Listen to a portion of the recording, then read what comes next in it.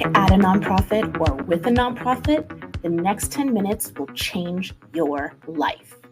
No, I am not exaggerating. Today, I am honored to present my first guest episode of Inside Google Ads featuring Jason King. Jason is a Google Ad Grants expert. Now, I know anyone can call themselves an expert, but Jason is the real deal. He is a Google Ad Grants certified professional, and this is a way bigger deal than being a Google partner, although he's one of those too. Jason is one of less than 50 people in the world to be recognized as a Google Ad Grants certified professional by Google. He launched the Google Ad Grants Complete course this year and also offers one-on-one consultations for nonprofits. And as if that weren't enough, he is also a diamond product expert in the Google Help community. That is the highest possible status you can achieve, and it means he has spent years of his life answering questions from nonprofits around the world for free in Google's ad grant forums. I first met Jason on Twitter a few years ago, and since then he has been my go-to person for all things ad grants. I am thrilled that he's agreed to share his expertise with you today. So without further ado, let's hand the mic over to Jason King for Inside Google Ads, episode 27, Ad Grants. Thank you, Jyll, for inviting me to the podcast. I'd like to speak briefly about Google Ad Grant. Now, that's the free $229 a day that Google gives to registered nonprofits in about 50 or 60 countries for them to run search ads. There's a number of limitations on the program. So being able to run search ads is certainly one of them. You can't run display ads, you can't run shopping ads, all sorts of other types. So your search ads are basically keywords based. So you have to think of the words that people are typing into Google and then write ads to put your message across in response to what people are searching for. Now, a lot of nonprofits get an ad grant and they struggle to use it. And there are many reasons they struggle. It's not helped by the fact that the support documentation is very much outdated, years out of date. And the program has changed over the years in many ways. For example, if you're trying to do something like set up conversion tracking to track whether your ads are leading to real world results, you won't even find an article on that because Google's advice on this predates Google Analytics 4. Some of their advice has only just been updated to reflect the fact that these days you only need to write one ad per ad group, for example. So you'll often find a lot of old, outdated advice telling you you need to write 2 ads at least. Now, the biggest single question, the most common question I get asked is, why am I not getting many impressions? In other words, why is my ad not being shown even? There's various reasons for this. It can be the wrong bidding strategy. For example, you might be telling Google, just show my ad to as many people as possible, just get as many clicks as possible. Or you could be doing it the proper way, which is to focus on conversions. So your bidding strategy when you start should be maximize conversions and not maximize clicks. That single mistake can flatline your results or just stop you getting any momentum whatsoever. There are other problems that are more built into the system. For example, if you are a very niche organization, to give you an example, if your nonprofit is a health-related one focused on a disease that affects 400 people in the world, the ad grant probably isn't going to be that useful to you. If you are doing something much more common, like a stomach cancer charity, for example, you're going to have no problem. If your nonprofit is very locally based, that can make it difficult to spend. And that's difficult to overcome because you can't suddenly just become an international nonprofit. There are some types of organizations that certainly struggle more than others. And the other reason you can struggle is competition. If you are choosing keywords that are just never going to work because there are competitors out there spending a load of money on their ads, then you're not going to get any momentum whatsoever in the ad grant. It can be very difficult for that reason to run ads for donations in an ad grant, generally you want to be having a paid account as well to run those in. So you need a bit of strategy around what kind of keywords to use in the ad grant and what to use in the paid account. There are some types of keywords as well that face problems with competition, such as legal nonprofits, and nonprofits giving financial advice, nonprofits doing things like small business loans. There are advertisers out there with massive budgets that are just going to prevent your ads being seen at all. You can get clever about this, though. You can usually find keywords that they aren't bidding on. They might be what they call long tail keywords. They might be less common keywords, but with enough of them, you might still make a dent and spend some of that advertising budget. That was a great overview, Jason. Thank you. So maybe we can do a little bit of Google Ad Grants myth busting with the Ad Grants expert. So first, is it true that when a nonprofit wants to use the ad grant to show an ad on Google search, they are only getting the unsold inventory, like the stuff no paying advertiser wants? Is that how it works? Sort of, yes. The way it works with ad grants is that all paid ads appear first every time, and all free ads, in other words the ad grants, appear below all of those. Now this is like a dual auction system. There are two separate bidding auctions going on. That is one reason why, if there are a lot of paid accounts out there, you can't get shown. Now, if your competition is mainly other nonprofits just with ad grants, then you can beat them because your ads can be better than theirs. You can achieve a better click-through rate by making your ads more relevant to the keywords and more appealing and more likely for people to click. You can add lots of extensions, which are now called assets in Google Ads, to, for example, adding images and your business logo and your business name and lots of site links to suggest other things people might click on. Adding all these might well improve your click-through rate, might make your ad appear above competing nonprofits' ads. You can also work on your keyword quality scores. Your keywords a lot of them will be given a specific quality score based on factors like how good the landing page is, how relevant the ad text is, and so on. If you improve those, then your ads are likely to appear above the competitors. Also, if you get basic things right that they've got wrong, like the bidding strategy, for example, if they've got their bidding strategy wrong and they're using, for example, manual bidding at $2, their ads are very unlikely to get seen. Whereas yours, using a conversion-based bidding strategy, can bid high, might even be bidding $10 to get that click, and you'll win the auction and your ad gets shown. So there's a bit of strategy to this. There's a bit of competition. It's rare to find an ad grant that can't get impressions, that can't get traffic. One thing I'll advise is that I'm talking about getting impressions and getting your ad seen and ideally clicked on. But there's something that's more important than that, and that is getting conversions. The whole goal of your advertising should be real world furthering of your nonprofit's objectives. It should be getting people to sign up, getting people to subscribe to your newsletter so that you have a chance at the end of the year to put a donation ask in front of them, possibly to get donations cold. That doesn't happen much unless you're a big name nonprofit, though. But it should be getting people to interact in useful ways with your website. If all you do is lead people to your website and they take no action, then really it's not worth advertising. Now, another myth I'm hoping you can bust for us is that there is a bid limit, a $2 CPC bid limit, and no matter what, you can't bid more than $2 with ad grants. So is this true or false in this day and age? Technically, it's true if you're on the wrong bidding strategy. If you're using manual bidding, if you're using max clicks or target impression share, you will get capped at $2. But if you use max conversions, and there's a couple of other bidding strategies you can use, then you will overcome that and your account will bid as high as it needs to. And since you're asking about myths, the most common ones I hear are that you need to log in every 30 days and make and change the account at least every 90.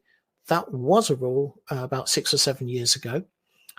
It's still a very good idea, because if you're not logging in regularly, you're probably not managing your account well. But these days, Google's more interested in the quality of your advertising rather than the frequency that you make changes. I'm going to call this a myth. It's sort of a myth, which is you'll often hear agencies in particular tell you that you can get an ad grant and get loads of donations, and it really doesn't happen. It might happen if you're the Red Cross. It might happen if you're one of those big name organizations. But for the rest of us, you should view the ad grant as a list building tool. Use it to build up your newsletter lists, but you can also use it to build up your audience sizes in Google Analytics. And then in a paid account, use the remarketing technique to show ads just to people who have interacted with your website in the past and therefore might be primed to put a donation ask in front of them. So the ad grant has a part to play in your donation strategy, but it isn't the be all and end all. And in the ad grant account, you can only run search ads, not display network and not search network, I assume. Can you still use audiences as part of your search campaign in an ad grants account? You can do that. You can do search remarketing. But the problem with that is that because an ad grant generally only gets less than 10% impression share, so you're below all those paid ads, you are getting kind of the crumbs that are left. You've already got a limit on how likely your ads are to be seen. Now, if you further restrict that by restricting the audience sizes, then you're not going to get seen much at all. I rarely use remarketing in an ad grant. The only time I use it probably is in combination with dynamic search ads, where you're allowing Google to show the ads to whoever it wants. Sometimes, coupled with a remarketing audience, that can show and get really good click-through rate and a good conversion rate. But otherwise, I tend to save remarketing for a paid account. You might have heard that it's impossible in an ad grant, but they actually fixed that about 4 years ago. It was a feature that was broken. It wasn't they didn't allow you. It was just that some engineer at Google couldn't figure out how to make it work. It's amazing the things that Google's engineers are unable to fix sometimes. One tactic I have heard people advise in ad grants, but that I have not personally advised, is to just throw a whole bunch of random keywords in there in an attempt to pick up whatever traffic you can get. I personally don't think this is a good idea, but I'm curious to hear your take, Jason. Would you recommend that a nonprofit just throw in a whole bunch of random stuff to try to pick up whatever scraps they can? Right. The throwing spaghetti at the wall strategy. Yeah, you just get a messy wall. And you lose your dinner. I don't recommend this technique at all. I do see organizations doing it sometimes. There are specific types of organizations I see doing it a lot. Libraries, for example. A lot of libraries, being nonprofits, have an ad grant. They just, free books is their keyword. And yeah, you get a massive amount of traffic for that. But nobody ever, first of all, the word free is FREE isn't a good idea to ever use, because nobody who wants something for nothing ever interacts usefully. Yeah, don't do it. It's why, by the way, the ad grant doesn't let you use a single word as a keyword, because without the context that an additional word brings, that extra facet you're adding to the search, you do just get completely irrelevant traffic. And it's why I would never use a keyword like donate, just that word on its own, because the chances are the person wants to donate to an organization like yours is very low. You might be an international aid organization and they want to donate to Miss Tiggy Winkle's The Hedgehog Sanctuary. And they're very unlikely to give to the people of Gaza when they have hedgehogs primarily in mind. Context is a big issue with Google Ads generally, but ad grants doubly. And then I know there are restrictions around quality, or at least there used to be. You have to have a certain click-through rate, or you could get kicked out, a certain quality score. But a bunch of that changed when the CPC bid limits were lifted, and you could use conversion tracking instead. So if you are someone who is using an ad grants account on maximize conversions or a conversion-based bid strategy, are there any restrictions around, like, you must maintain a certain conversion rate? There's two separate things there, because you've got quality scores for keywords and you've got conversion rate. Now, prior to, I think it was about January, February 2018, when they brought the new ad grant rules in. Prior to that, there were pretty much no restrictions, no quality rules in place. And you can see it if you go back and look at some old ad grant accounts and just how terrible their click-through rates were, and often no conversion tracking at all. So they couldn't prove they were getting any kind of results. So they brought in a few rules. Conversion tracking, for example, you have to have it after 90 days. So they give you a 3-month grace period to set it up, because it is a bit tricky. It's probably the most tricky aspect of using Google Ads at all. You have to connect to Google Analytics. You have to figure out how on earth Google Analytics 4 works. You have to create custom events in it to track what people are doing on the website. You have to import that to Google Ads. It's a nightmare. But once you figure that out, then you have to use a conversion-based bidding strategy. So that's conversions. There is a secondary rule that you shouldn't go over 15% for conversion rate. And the reason is that I see some accounts where they've got like a 200% conversion rate. In other words, they're saying every visit to the website is doubly useful to us. Like 100% visits are useful and then some.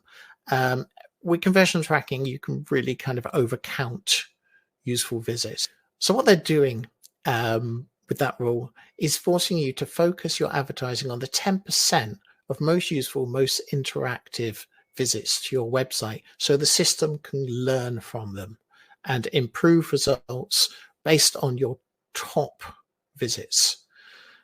And the other rule, of course, is keyword quality score, where you mustn't go below 3. So if you have a 1 or a 2 out of 10 for a keyword, that's not good. Now, you'll have to add that column in Google Ads, because by default, it isn't there. And I add the columns for quality score, landing page experience, and add relevance to every account in the keywords report, so that I can always monitor these. And if you start seeing that you're getting not just a 1 or a 2, but I don't keep any that are a 3 or a 4 either. And I try not to have 5. I want all my keyword scores 6 or above. You won't get many that score 10. That'll be your brand name and probably nothing else. And then I like the other 2 columns, because I want to know, like, if I'm getting low scores, is it the landing page consistently that's letting us down, or is it the ad relevance? The ad relevance, you can just fix that in Google Ads easily by looking at your keywords and your ad text. The landing page, you probably got to go to a web developer, and then it gets possibly more complex, but at least you can identify that's what's letting you down. And sometimes it's that you're sending people to the wrong landing page. Jason, you have shared so much amazing value, and this is one of the reasons I wanted to have you on today, because it's rare to find someone like you who really specializes in Google Ad Grants and knows this program inside out. So if our listeners either work at a nonprofit or work with nonprofits and are looking for some help, what are a few of the ways you can help them out? Well, the ways I can help them out are with my Ad Grants course, which I sell via course.kingjason.co.uk. I also can be signed up for individual consultancy sessions lasting an hour and a quarter each. Apart from that, I would say if you need help with ad grants, go to the Google Ad Grants forum. There's an official forum for ad grants. There's also an official forum for Google Ads generally, and there is a forum for Google for nonprofits, particularly if you're having trouble signing up. So those forums are really useful. I'm certainly monitoring them for anybody with grants or issues or from a nonprofit. I reply to everyone. That's great. Thank you so much, Jason. Thank you for inviting me, Jyll. It's been a pleasure. Wow. Just wow. You can see why I invited Jason to join me on the podcast, right? The links to everything Jason mentioned, his course, his one-on-one consultation, the various help forums are in the episode description. I'll be featuring more guests over the next few episodes to share their expertise on Google Ads topics that fall outside of my expertise. To make sure you don't miss a thing, sign up for the Inside Google Ads episode transcripts at free.jyll.ca. That's JYLL.ca. I'm Jyll Saskin Gales, and I'll see you next time with my next guest, Inside Google Ads.